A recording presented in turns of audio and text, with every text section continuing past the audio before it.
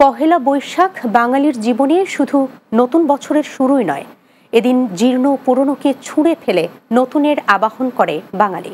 স্বৈরাচার মুক্ত পরিবেশে নতুন আবহে এবার উদযাপিত হচ্ছে বাংলা নববর্ষ।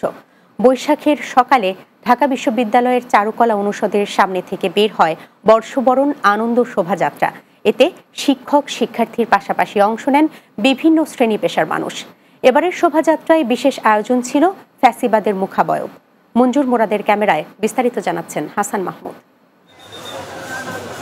ভোরের নতুন সূর্য ওঠার মধ্য দিয়ে শুরু হয়েছে বাংলা নববর্ষ ১৪৩২। নববর্ষের ঐক্যতান, ফ্যাসিবাদের অবসান প্রতিপাদ্য নিয়ে বর্ণাঢ্য শোভাযাত্রা শুরু হয় ঢাকা বিশ্ববিদ্যালয়ের চারুকলা অনুষদ থেকে। পরে শাহবাগ মোড়, টিএসসি, শহীদ মিনার, দোয়েল চত্বর হয়ে বাংলা একাডেমির সামনের রাস্তা দিয়ে পুনরায় চারুকলা অনুষদে গিয়ে শেষ হয় শোভাযাত্রা।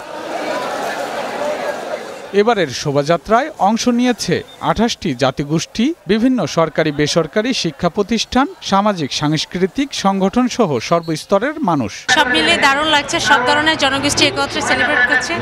৫ আগস্টের পরে আমাদের যে মুক্তির আনন্দ, এবার আমরা অন্যরকম ভাবে ফিল করতে পারতেছি। অনুভূতি অন্য বছরের তুলনায় ভেরি মাচ স্পেশাল। এখানে শোভাযাত্রা শেষে ঢাকা বিশ্ববিদ্যালয়ের উপাচার্য অধ্যাপক নিয়াজ আহমেদ খান বলেন, প্রতিবন্ধকতা থাকা সত্ত্বেও সবাইকে নিয়ে নববর্ষের আনন্দ শোভাযাত্রা সফলভাবে শেষ হয়েছে। খুব অল্প সময়ে ধৈর্য ধারণ করে অনেক রকম ইনস্ট্রাকশন, যেটি এবার পরিধি ছিল অনেক বড়, অনেক রকম ইনস্ট্রাকশনগুলো তারা, গাইডলাইনগুলো তারা আন্তরিকভাবে গ্রহণ করেছেন এবং তুলনামূলকভাবে নির্ঝঞ্ঝাটে এই হাজার মানুষের উপস্থিতি নির্ঝঞ্ঝাটে সম্পন্ন হয়েছে, কারণ আমরা সাধারণ মানুষের সহযোগিতা পেয়েছি।